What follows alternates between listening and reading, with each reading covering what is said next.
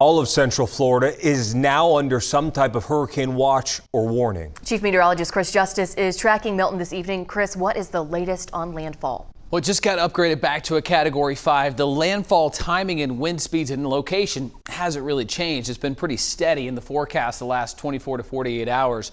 But it went through what's called an eyewall replacement cycle, which means the storm's natural evolution.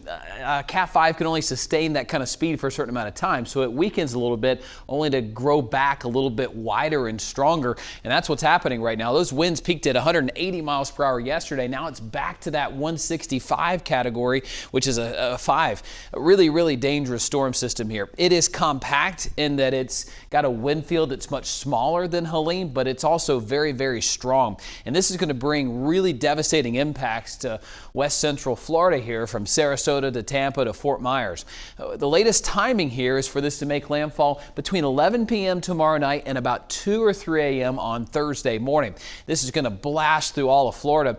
And look at this. As it exits Florida, it has winds at 85 miles per hour. That means around 100 miles per hour all the way through Florida, Tampa, Orlando, surrounding areas through Daytona Beach.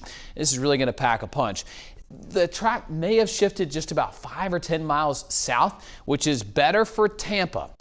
Now, the cone of uncertainty here is where the track could go, anywhere from Fort Myers to just north of Tampa. But that cone did get smaller, which helps some areas. Now, that onshore flow is what's going to be so dangerous on that right side of the storm, and that's right there through Sarasota and Fort Myers.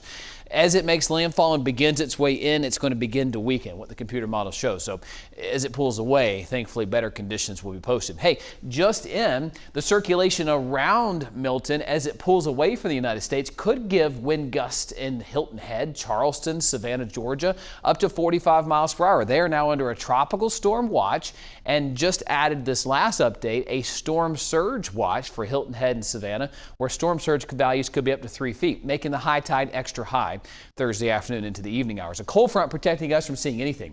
We're not going to see clouds, really. We're not going to see rain. It's going to be very pleasant with that cold front pushing on through. In fact, over the next 12 hours, we're dipping down to the 50s. It'll be chilly tonight with even colder air on the way. 30s in the mountains with highs in the 50s in my forecast. Yikes.